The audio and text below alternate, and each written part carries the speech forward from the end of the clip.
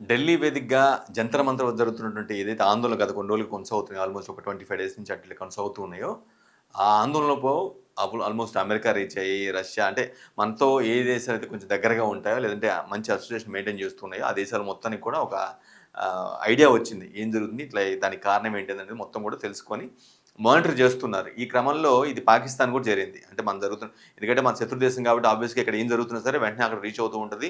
TV channels ద్వారా చూస్తా ఉంటారు. లేదంటే వాళ్ళకున్నటువంటి వ్యవస్థ ద్వారా వాళ్ళు అన్నీ తెలుసుకుంటూ ఉంటారు.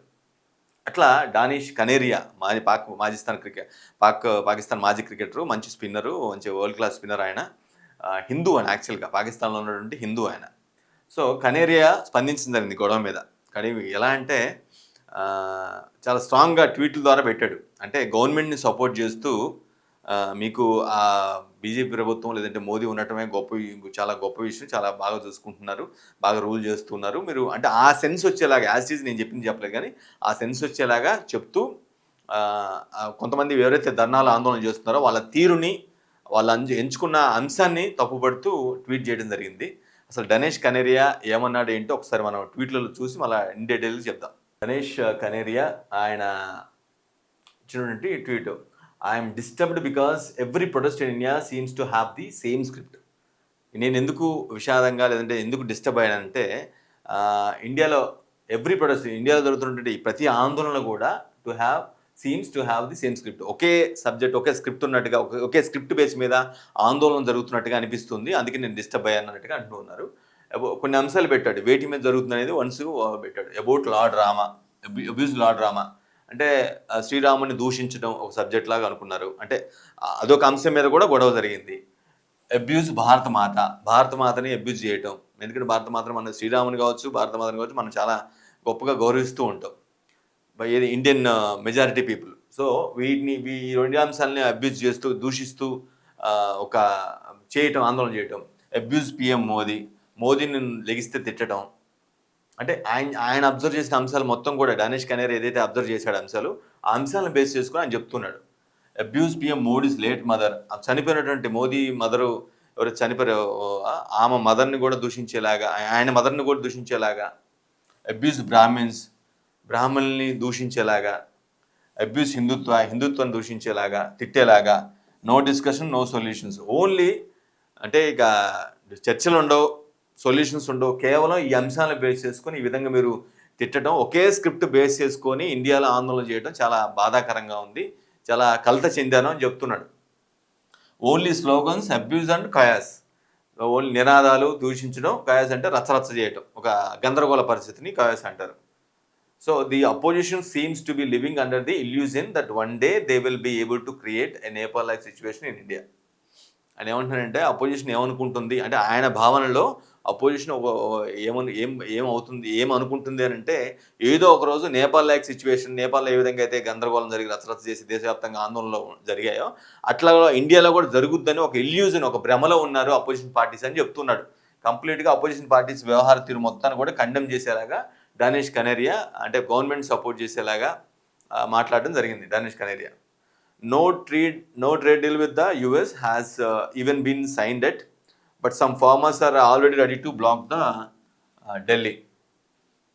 అంటే ఇప్పటివరకు మనకి ఈ మధ్య అంటే ఈ గొడవ ఒక విధంగా జరుగుతుంటే ఇంకొక గొడవ లేటెస్ట్గా జరుగుతుందంటే ఫార్మర్స్ అంటే యుఎస్ ప్రోడక్ట్స్ని మనం అమెరికాలో అమెరికన్ ప్రోడక్ట్స్ ఫార్మర్ ప్రోడక్ట్స్ ఏవైతే ఉంటాయో అదే సమ్ ఆఫ్ కోర్స్ ధాన్యాలు కావచ్చు, చిరుధాన్యాలు కావచ్చు, ఇవన్నీ కూడా ఆ ప్రోడక్ట్స్ మొత్తాన్ని కూడా సబ్సిడీ ఇస్తూ మన ఇండియన్ మార్కెట్లో అనుమతించింది ప్రభుత్వం. దానివల్ల రైతులకి పంట పండించే రైతులకు చాలా నష్టం జరుగుతుందని చెప్పి ఫార్మర్స్ కూడా ఆందోళన దిగుతున్న మాట వాస్తవమే.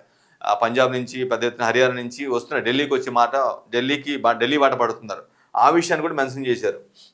దానికి no trade deal with the US has even been signed yet. ఇంకా సైనే జరగలేదు, ఆ ట్రేడ్ డీల్ ఇంకా సైన్ అవ్వలేదు. అయినప్పుడు కూడా but some farmers are already ready to block Delhi. కొంతమంది అత్యుత్సాహంతో ముందుకు వచ్చేసి ఢిల్లీని బ్లాక్ చేయాలని చూస్తున్నారని చెప్పి చెప్తున్నాడు. This is becoming a circus. ఇది ఒక సర్కస్ లాగా తయారైంది వ్యవహారం తీరు మొత్తం కూడా అంటున్నాడు.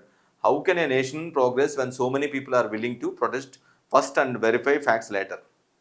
అంటే ఏ విధంగా అంటే ముందు ప్రొటెస్ట్ చేయటం, ముందేమో ప్రొటెస్ట్ చేస్తారు, ఆ తర్వాత facts later verify facts later తర్వాత నిజానిజాలని వెరిఫై చేసుకుంటారు, పునఃసమీక్షించుకుంటారు. ఇదెక్కడి గందరగోళం అని చాలా స్పష్టంగా ఈ భారతదేశం పట్ల మరి ఉన్నటువంటి గౌరవమా లేదంటే మోదీ పట్ల ఉన్నటువంటి ఆ గౌరవం తెలియదు కానీ డనేష్ కనేరే స్పష్టంగా విపక్షాల తీరుని ఎవరైతే ఆందోళన చేస్తున్నారో వాళ్ళ తీరు మొత్తాన్ని కూడా చాలా స్ట్రాంగ్గా కండెమ్ చేస్తూ ఒక ట్వీట్ పెట్టడం జరిగింది. ఇంకో ట్వీట్ కూడా పెట్టాడు. ఈయన మనకు తెలిసిందే యోగేంద్ర యాదవ్ గతంలో ఆప్లో చక్రం తిప్పాడు ఒక సమయంలో. తర్వాత ఆప్ నుంచి కూడా బయటకు వచ్చాడు. ఆప్ పార్టీ యొక్క వాల్యూస్ ఇవన్నీ కూడా నచ్చక ఆ నాయకుల తీరు నచ్చక బయటకు వచ్చిన పరిస్థితి మనం చూసాం. ఆయన మాట్లాడినటువంటి ఒక మాటని ఒక వీడియోని ట్యాగ్ చేస్తూ పైన ట్వీట్ చేశాడు. According to Yogendra Yadav democracy has received an update.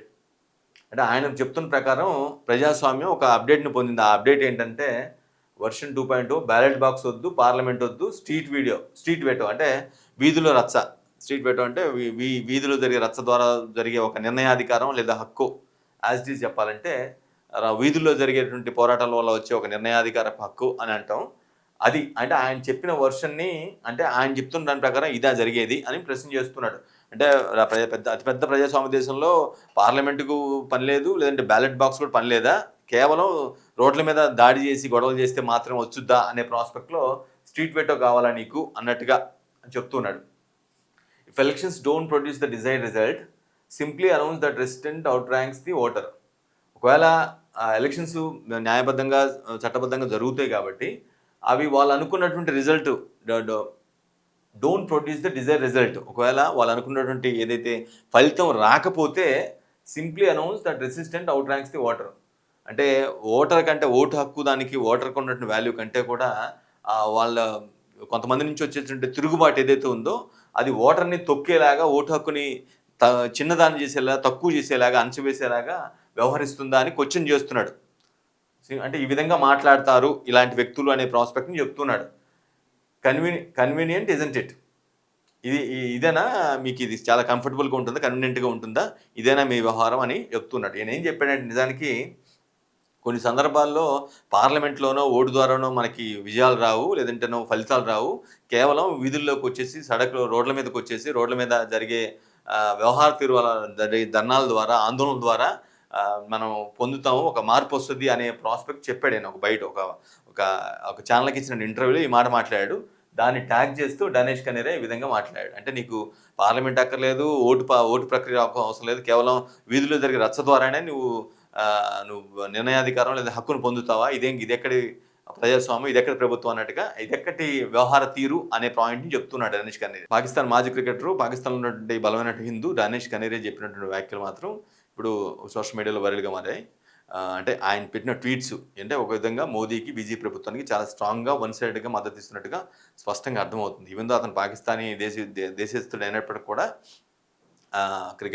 మాజీ క్రికెటర్ హోదాలో అక్కడ జరుగుతున్న పరిణామాలు మొత్తం కూడా అబ్జర్వ్ చేస్తూ ఈ పరిణామాలు, ఎందుకంటే గత 20 రోజులుగా సోనం వాంగ్చుక్ ఎప్పుడైతే మొదలుపెట్టాడో అప్పటి నుంచి సీజీపీ హడావడిగా ఇంకా ఎక్కువ అవటం కావచ్చు, ఈ జరుగుతున్న పరిణామాలు, లాఠీ చార్జ్, చలో పార్లమెంట్, ఇవన్నీ జరిగిన పరిణామాలు మొత్తం కూడా చూశాడు కాబట్టి వాటిని బేస్ చేసుకొని ఈ విధంగా కంప్లీటెడ్గా అక్కడ జరుగుతున్న ఆందోళనలు, విపక్షాలని, విద్యార్థులు, సీజీపీ నేతృత్వంలో ఉన్నటువంటి విద్యార్థుల లేదంటే బయట వ్యక్తుల, వాళ్ళు తెచ్చుకున్నటువంటి వ్యక్తులు ఎవరైతే ఉన్నారో వాళ్ళందరినీ ఆ ధర్నాలు, దీక్షల్ని ఇవన్నీ కూడా కండెమ్ చేస్తూ మీరు ఒకే సబ్జెక్టు, ఒకే స్క్రిప్ట్ మీద రోజు ఆందోళన చేసుకుంటూ పోతున్నారు. అదంతా కూడా హిందుత్వాన్ని తొక్కటం, లేదంటే రాముని దూషించడం, లేదంటే మోదీని దూషించడం, మోదీ మదర్ని దూషించడం, ఇదేనా మీ రాజకీయం, ఈ స్క్రిప్ట్ మీదే ఆందోళన ధర్నాలు చేస్తారా అంటూ అపోజిషన్ పార్టీస్కి ఒక గడ్డి పెట్టినట్టుగా మాట్లాడాడు. సింపుల్గా చెప్పాలంటే అది డనేష్ కనేరే చేసినటువంటి ట్వీట్ ఇప్పుడు చాలా వైరల్గా మారింది.